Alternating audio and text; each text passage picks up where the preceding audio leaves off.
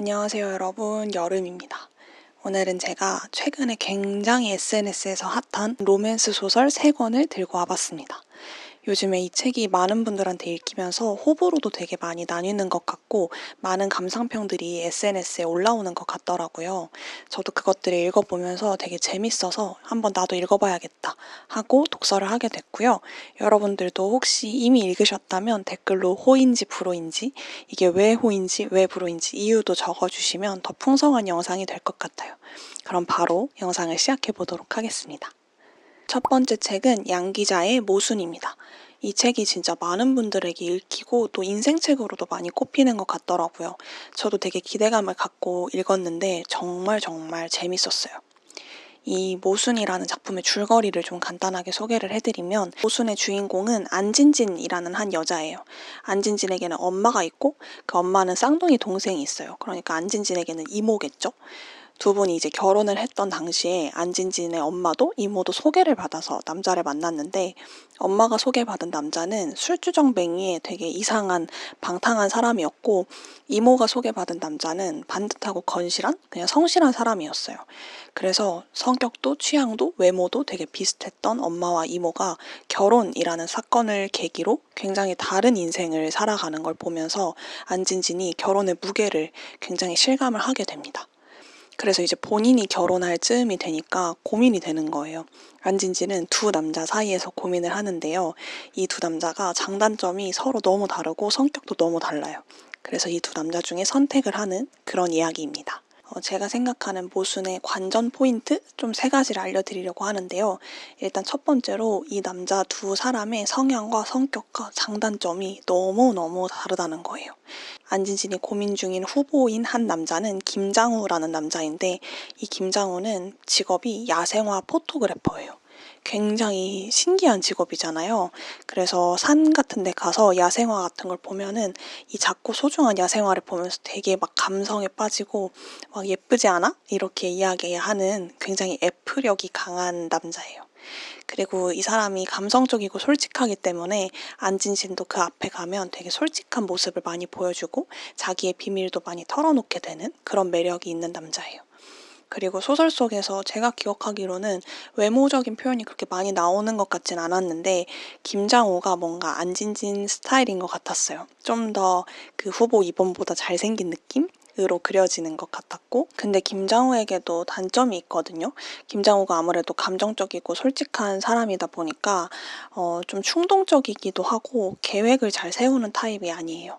그래서 뭔가 데이트를 할 때 계획을 딱 세워서 오는 사람이라기보다는 좀 더 즉흥에 맡기고 좀 더 안진진이 리드하기를 따라가는 그런 느낌이라고 생각해 주시면 될 것 같아요. 반대로 나영규는 김장우와 완전히 대척점에 있는 사람이라고 봐주시면 될 것 같은데, 나영규는 좀 더 번듯한 직장의 회사원이에요. 계획적인 사람이라서 안진진이랑 데이트를 할 때 항상 본인이 계획을 세워서 딱딱딱딱 좋은 코스로 안내를 하는 그런 매력이 있는 사람이에요. 안진진도 좀 반듯하고 좋은 직장에 다니는 나영규 앞에 가면 안정감을 느끼기도 하고 또 되게 어른스러운 모습을 보여주기도 해요. 대신에 아이러니하게도 이 계획 속에서 안진진이 가끔은 답답함과 갑갑함을 느껴요. 나를 정말 사랑하는 걸까? 아니면 나영규가 생각하는 가정과 이런 연애 계획에 자기가 그냥 부합하는 사람이라서 나영규는 나를 고른 걸까? 이런 생각도 하게 되고, 그리고 김장호 앞에서는 좀 다르게 안진진이 자신의 비밀도 되게 숨기게 되고 이렇게 좀 보수적으로 변하는 그런 경향이 있어요. 사실 두 남자 다 나쁜 사람들이 아니기 때문에 저는 안진진이 고민을 하고 있다고 생각하거든요. 어떻게 보면 되게 행복한 고민일 수 있잖아요. 여러분들이라면 혹시 김장호를 선택하실 것 같으세요? 나영규를 선택하실 것 같으세요? 저는 책을 읽으면서 진짜 고민을 많이 해봤는데 결국에는 나라면 김장호를 선택하게 되지 않을까라는 생각을 하게 됐어요. 뭔가 머리로는 나영규를 선택해야 한다라는 생각이 들 것 같은데, 나를 솔직하게 보여줄 수 있는 사람이 결국에는 오래오래 함께할 수 있는 사람이지 않을까라는 생각으로 김장호를 선택하게 될 것 같아요. 그런데 안진진이 누구를 선택했는지는 여러분이 소설 속에서 직접 확인을 해보시면 좋을 것 같아요. 그리고 또 제가 느꼈던 게 꼭 연애 대상을 선택할 때뿐만이 아니라 뭐 20대 후반이나 30대 이렇게 어른이 될 쯤이 되면 우리가 선택의 기로에 서 있는 것 같아요. 내 진로나 내 삶의 방향성에 대한 선택을 하게 되는 시기가 분명히 오는데, 그게 이제 김장호처럼 좀 나를 가슴 뛰게 하고 설레게 하는데 불안정한 길을 선택할 것인지, 아니면 나영규처럼 안정적이고 편안한 길을 선택할 것인지, 그 사이에서 고민을 하게 되잖아요. 근데 어떤 걸 선택해도 결국엔 만족하지 못하는 게 사람인 것 같아요. 내가 안정적이고 편안한 길을 선택하면 계속해서 그 선택하지 못한 길에 대한 미련이 남을 것 같거든요. 왜 이 책의 제목이 모순일까 생각을 해봤을 때, 정말 어떤 걸 선택해도 만족하지 못하는 게 사람이구나, 이런 깨달음을 얻게 되더라고요. 또 제가 좋았던 게 김장호랑 나영규, 안진진의 관계뿐만 아니라 엄마, 그리고 내가 이해할 수 없는 아버지, 나의 남동생, 그리고 주변 이모와 사촌 동생들, 이런 다양한 인물들에 대한 이야기도 억지스럽지 않고 굉장히 모두가 다 필요한 인물로 나오거든요. 그리고 그 캐릭터들도 되게 내가 일상에서 볼 수 있을 것 같은 공감이 되는 캐릭터들이 많이 나와서 그 주변 사람들을 통해서 배우는 안진진의 모습, 성장 과정 같은 것도 함께 보시면 공감도 되고 또 재미있게 읽으실 수 있을 것 같습니다. 나이대에 따라서 이 책을 읽을 때마다 느끼는 감상이 되게 달라질 것 같아서 몇 년 뒤에 다시 읽어보고 싶은 그런 소설이었습니다. 다음 책은 급류입니다. 최근에 이 급류가 너무너무 핫해져가지고 많은 분들에게 읽히고 있는 것 같아요. 사실 급류는 2022년에 발표된 작품인데 2024년부터 계속해서 역주행을 하더니 지금까지도 많은 분들 입에서 회자가 되는 그런 책인 것 같더라고요. 저도 자꾸 사람들이 급류 해서 읽어보고 싶은 마음이 생겨서 읽어봤는데 정말 새벽에 잠을 못 자고 읽었어요. 한 밤 11시에 시작해서 2시 반, 3시까지 읽었던 것 같아요. 그렇게 책장이 넘어가는 거를 멈추지 못할 정도로 흡입력이 있고 또 결말이 굉장히 궁금해지는 그런 소설입니다. 급류도 줄거리를 간단하게 소개를 해드리면, 급류의 배경은 저수지와 계곡이 유명한 진평이라는 도시예요. 이제 거기에 서울에서 이사 온 해솔이라는 17살 소년과 그리고 그 진평에 살고 있었던 도담이라는 소녀가 서로 사랑에 빠지는 그런 이야기입니다. 아주 귀엽게 10대의 사랑 이야기가 펼쳐지다가 갑자기 도담이의 아빠 그리고 해솔이의 엄마가 뭔가 수상한 관계인 걸 그 둘이 눈치를 채게 돼요. 도담의 아빠와 해솔의 엄마가 왠지 만날 것 같은 어느 밤에 그 둘을 미행하게 됩니다. 도담과 해솔의 가족이 자주 찾던 계곡에서 그 두 사람이 몰래 만나고 있는 것을 보고 굉장히 화가 나요. 그리고 어떤 사건을 계기로 그 둘이 물에 빠지면서 결국에는 도담의 아빠와 해솔의 엄마가 죽게 됩니다. 그 사고가 일어난 것에 대한 어쩔 수 없는 죄책감, 그리고 어쨌든 엄마와 아빠가 죽은 그 상처, 이런 것들을 서로 극복하면서 나아가는 그런 이야기이고요. 도담이와 해솔이의 10대부터 30대까지의 관계, 그리고 사랑 이야기를 담은 그런 책입니다. 이 소설은 일단 처음 소재부터가 불륜이라는 키워드로 시작을 하기 때문에 굉장히 자극적이죠. 읽으면서 되게 기시감이 느껴지는 거예요. 근데 이게 제가 어렸을 때 읽었던 인터넷 소설 같은 느낌이 나더라고요. 그래서 그런지 정말 인터넷 소설도 한번 읽으면 끝까지 읽게 되잖아요. 살짝 이 소설도 그런 매력이 있습니다. 그래서 쇼츠와 릴스에 우리가 뇌가 길들여져서 긴 책 읽는 거, 긴 소설 읽는 거 어려워하셨던 분들도 이 책만큼은 막 정말 급류처럼 휩쓸려 가면서 읽게 되는 그런 매력이 있다고 소개를 해드리고 싶고요. 그렇지만 되게 메시지가 좋은 게, 이 둘이 서로 정말 그렇게 큰 상처를 안고 살아가면서도 서로밖에 모르는 그런 감정, 그리고 내가 이 상처를 딛고 어떻게 미래로 나아가야 할지, 이런 이야기를 되게 심층적으로 다루는 그런 소설이에요. 그래서 그 둘을 너무 응원하게 되고 마음이 아파지기도 하고 그런 소설이었는데, 혹시 여러분들 중에서도 과거에 겪었던 어떤 사건이나 상처 때문에 내가 미래로 가는 게 너무 두렵다거나 그게 너무 망설여진다거나 하시는 분들이 있으시다면 이 책을 통해서 정말 위로를 많이 받으실 수 있을 것 같아요.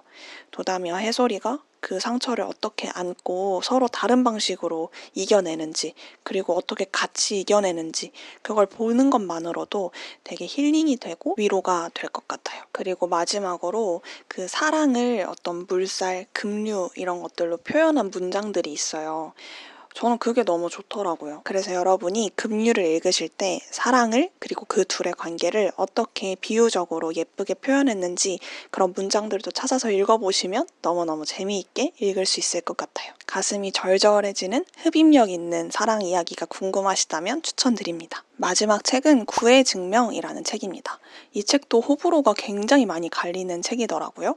구의 증명의 주인공은 구와 담이에요. 구와 담은 서로 사랑하는 사이인데 구의 죽음을 담이 알게 되고 그 시체를 담이가 처리를 하게 돼요.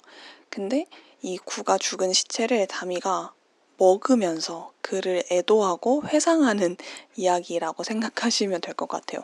줄거리를 이렇게 요약해서 얘기하니까 되게 이상한 소설 같은데 요약을 하기에는 힘들 만큼 다미가 겪은 상실감이나 이런 것들에 대해서 되게 잘 서술되어 있거든요. 다미가 너무 슬픈 게 어떤 불의의 사고로 그리고 질병으로 그리고 심지어 돈 때문에 자기가 사랑하는 사람들을 계속해서 잃어본 경험을 가지고 있는 친구예요.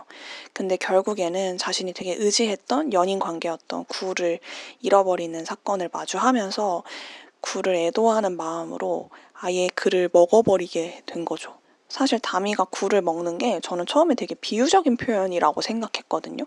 근데 진짜로 먹는 거예요. 그래서 너무 충격을 받았는데 저는 이 소설을 읽으면서 제가 사랑하는 사람들의 죽음에 대해서 생각을 하게 되더라고요. 제가 좀 입버릇처럼 이야기를 하는 것 중에 하나가 저희 엄마보다 제가 먼저 죽는 일이 절대 없었으면 좋겠거든요.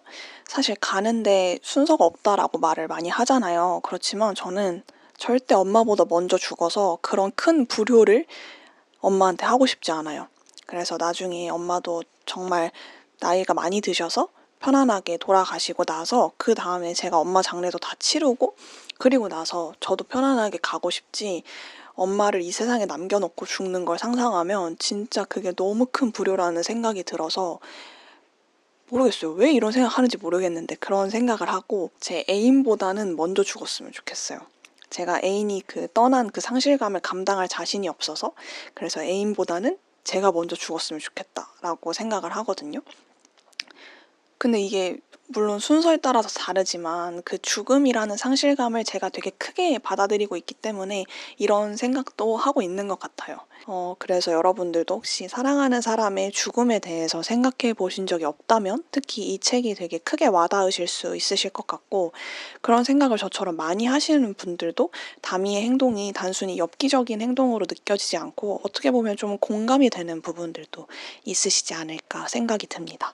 저는 이 소설이 너무너무 슬퍼서 사실 다시 읽지는 않을 것 같은데 여러분들도 사랑하는 사람에 대한 상실감에 대한 이야기를 읽어보고 싶으시다면 정말 정말 슬픈 소설 한번 읽어보고 싶으시다면 구의 증명도 읽어보시면 좋을 것 같아요. 이렇게 총 3권의 이야기를 해봤는데요. 사랑 이야기는 언제 읽어도 참 재미있는 것 같아요. 사랑 이야기만이 줄 수 있는 어떤 유치하면서도 절절하면서도 그런 따뜻한 감성들이 있잖아요. 저는 이 마지막 책장을 딱 덮으면서 이 주인공들이 모두 행복했으면 좋겠다. 이걸 진짜 마음으로 바라게 되더라고요. 여러분들도 다가오는 봄에 이렇게 하트가 팡팡 터지는 재미있는 사랑 소설들 읽으시면서 따뜻한 봄 맞이하셨으면 좋겠고요. 저는 더 재미있는 책들 열심히 추천 말아서 가지고 오도록 하겠습니다. 그럼 우리는 다음 영상에서 또 만나요. 안녕.